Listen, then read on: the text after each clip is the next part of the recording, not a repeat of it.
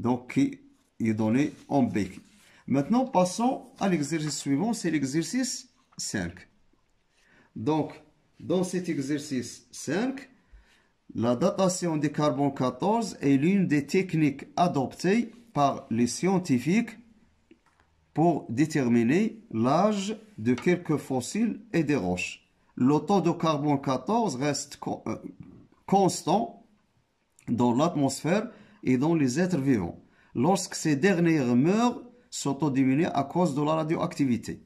Cet exercice a pour objectif l'étude de la radioactivité du carbone 14 et son utilisation par la datation. Donc on sait que le but de cet exercice, c'est dater une roche, c'est-à-dire utiliser le carbone 14, puisqu'on sait que le carbone 14 reste constant dans les corps des êtres vivants et diminue lorsque cet être vivant meurt. Donc, les données, on a demi-vie de carbone 14, c'est 5,70 ans. Une unité de masse atomique, c'est 931,5 MeV. Le tableau se donne les noyaux, le carbone, l'azote, l'électron, leur masse en U. La radioactivité de carbone 14 pour la première question. Le nucléide de carbone C614 est radioactif et sa désintégration conduit au nucléide d'azote 714. Donc le nucléide de carbone 14 est radioactif et sa désintégration conduit au nucléide d'azote N714.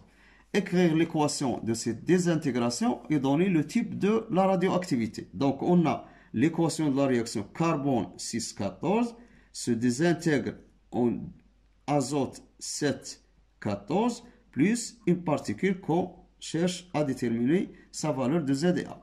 D'après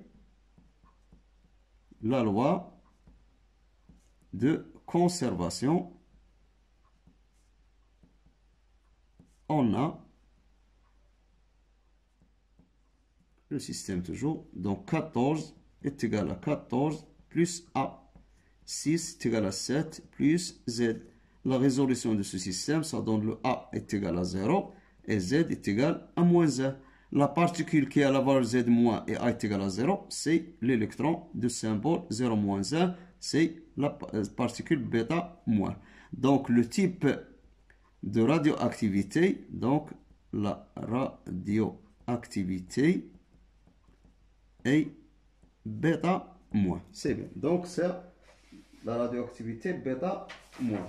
Donc la question 2, 1, 2, on demande de donner la composition du noyau fils. Le noyau fils, c'est le noyau NZ14. Le noyau fils, c'est le noyau qu'on obtient à partir de cette désintégration. Donc, on a le noyau fils, c'est le N714. Lorsqu'on dit la composition du noyau, c'est tout simplement déterminer le nombre de neutrons et le nombre de protons. Donc, commence par le nombre de protons. Et ici, on connaît que le nombre de protons est Z est égal à 7. Le nombre de neutrons est A moins Z qui est égal à 14 moins 7 qui est égal à 7. Donc, ce noyau fils-là contient 7 protons et 7 neutrons. Calculer en même l'énergie delta E résultant de la désintégration du noyau du carbone 14. Donc, l'équation maintenant, c'est le carbone 14 qui donne l'azote ou le nitrogène plus 0 moins 1. D'après la loi d'Einstein, on a delta E est égal à delta M fois C carré est égal à M d'azote N plus M de l'électron 0 moins 1 moins celle du carbone 6, 14, le tout fois C au carré. Application numérique, ça donne le delta E est égal M d'azote, c'est 13, 9, 9, 9, 2, plus celle de l'électron 0, 3, 0, 5, moins celle du carbone, c'est 13, 9, 9, 9, le tout fois C au carré. Donc, lorsqu'on remplace la valeur de delta E qui est égale à 13, etc. pour chacun d'eux, toujours on a le delta M sera calculé en unité de U. Avec 1 U est égal à 931,5 MeV C moins 2. Donc, c'est pour cela qu'on va multiplier directement par 937 valeurs par 931,5 MeV CM2. Simplifié, on trouve enfin que le delta E, ça sera exprimé en MeV, est égal à peu près 0,18 MeV avec un signe moins. Si on veut l'avoir en valeur absolue, on enlève le moins. Donc, c'est ça la valeur de delta E. La question 2. Donc, dans la question 2, la datation du carbone 14, c'est-à-dire l'utilisation maintenant du carbone 14. Des archéologues ont trouvé une statue en bois dont l'activité est 135 BQ. Sachant que l'activité d'un morceau de bois contemporain de même masse et de même type de bois dont est faite à la statue est 165. Donc on a deux valeurs d'activité, 135 et 165. Bien sûr, parce qu'on sait au cours de désintégration, la diminution du nombre de noyaux, diminution de l'activité, c'est l'activité la plus grande, c'est le A0. Donc ceci, on a A0 est égal à 165 BQ.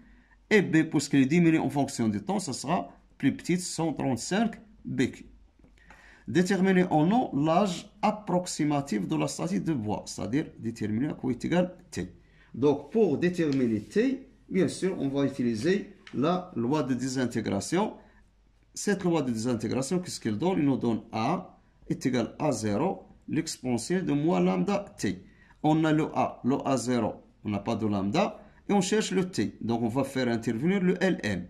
Donc, Ln, donc ce sera le Ln de A, est égal à le Ln de A0, plus moins lambda T fois Ln de E. Et le Ln de E, on connaît toujours, est égal à 1. Enfin, on trouve le Ln de A est égal à Ln de A0 moins lambda T. Avec lambda est égal à Ln de 2 sur T 1 demi. Donc, ce sera le Ln de A est égal à Ln de A0 moins lambda T. On fait passer le lambda T de l'autre côté, on aura lambda T est égal à Ln de A0 moins Ln de A. Donc, T est égal à Ln de A0 moins Ln de A. Ceci, on peut la remplacer par Ln de A0 sur A, c'est la même chose. Le tout divisé par lambda, donc, est égal à Ln de A0 sur A, si vous voulez, sur lambda, c'est Ln de 2 sur T 1 demi. Donc, le T, application numérique, le T est égal le Ln de A0 sur A, c'est 165 sur 135, le tout divisé par Ln de 2 divisé par T1 demi. T1 demi, c'est donné est égal à 5, 5, 70. Et on trouve enfin le T en nom qui est égal à 1612,5 en unité an. Donc c'est ça la date de cet échantillon de bois.